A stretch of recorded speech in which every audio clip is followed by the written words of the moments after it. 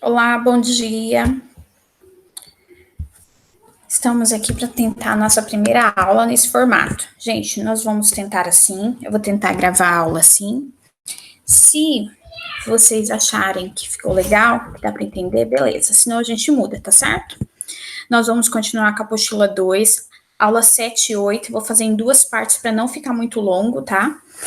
E se vocês puderem acompanhar na apostila, ou mesmo nos slides aí, né? Seria lá na página 270, História do Brasil, aula 7, vou falar sobre o último pedacinho, uma revisão sobre a independência do Brasil, e logo depois a gente fala sobre o primeiro reinado, tá bom? Vamos lá?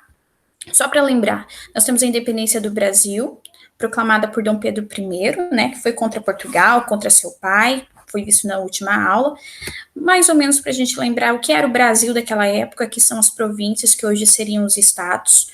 Esse é o território que o Dom Pedro I irá governar a partir de 1822. Ele está aqui, uma imagenzinha dele, né? E vamos lembrar os fatos. Primeiro, com a independência do Brasil, nós não temos muitas mudanças. Por quê? Com Dom Pedro I governando aqui, a gente continuou tendo a agroexportação, né, agricultura para exportar, em grandes propriedades, continuamos com a escravidão. Nós vamos ter toda aquela estrutura social e econômica antes da independência, novamente aqui, ela vai ser mantida. Então não muda quase nada. O que vai mudar? Nós não vamos ter Portugal no meio do caminho aqui. E centralização administrativa, ou seja, tudo concentrado nas mãos do imperador, tá? Aqui mais uma telinha para vocês lembrarem. Essa é a bandeira do Império Brasileiro. A coroação do Dom Pedro I.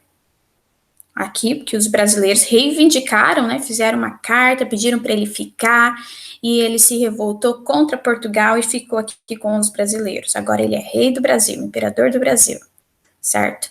Alguns fatos também, ó. Estados Unidos foi o primeiro país a reconhecer a independência do Brasil, certo? Tinha uma doutrina lá, a doutrina de Monroe, que dizia que a América é dos americanos, então eles rejeitavam qualquer interferência dos europeus. Então, para o Brasil quebrar agora com Portugal era a melhor notícia possível para os Estados Unidos.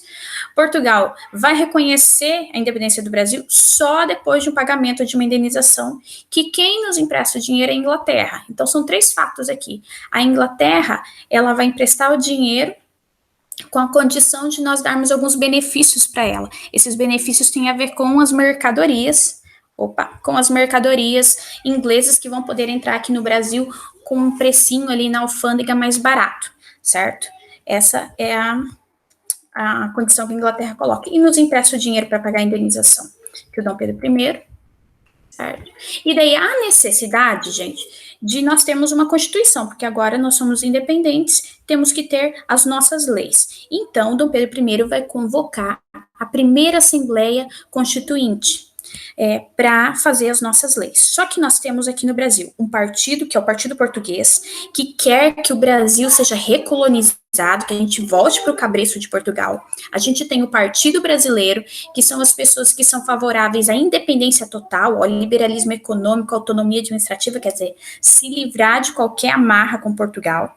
E nós temos os liberais radicais, que esses vão aparecer mais para frente, que é aqueles que já desejam a república, querem mudar totalmente o Brasil. Aqui vai ficar entre Partido Português e Partido Brasileiro, tá? Então vamos lá. Dom Pedro I vai convocar a Assembleia Constituinte em 1823, aí vai ter as pessoas que vão elaborar a primeira Constituição. Essa primeira Constituição limitava o poder do imperador, do Dom Pedro I. Então, quando foi lida, ele percebia que ele tinha que estar submisso também ao poder legislativo. Ele não faria o que ele quisesse. Então, ele não gostou, ele acabou, ele dissolveu, ele percebeu que se ele teria muita limitação, essa Constituição foi chamada Constituição da Mandioca, e ele simplesmente despediu todas as pessoas que fizeram, né, os políticos que fizeram essa Constituição, e convocou uma nova Assembleia Constituinte, porque essa não lhe dava muito poder. Então, o Dom Pedro I teve sua primeira atitude inesperada, uma atitude considerada autoritária, por não aceitar ter os seus poderes limitados. Aí foi feita uma nova Constituição em 1824, ela foi outorgada, ou seja, foi imposta pelo imperador. Ela estabelecia que no Brasil seria uma monarquia constitucional e hereditária. Ela instituiu o poder moderador, que além do executivo, legislativo e judiciário, nós temos o poder moderador que dava direito ao imperador de interferir em qualquer outro poder.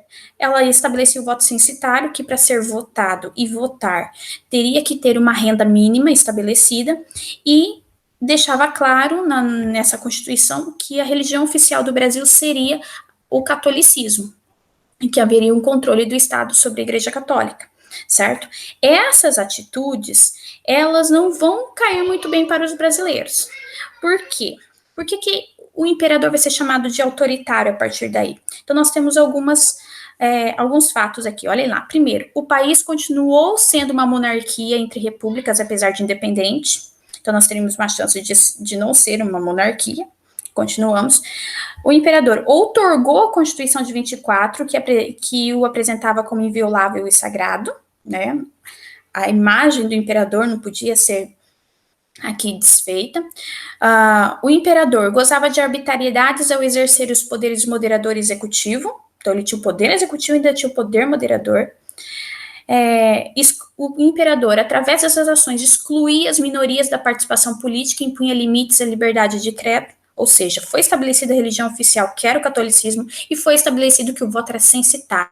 Só podia votar quem tinha uma renda mínima.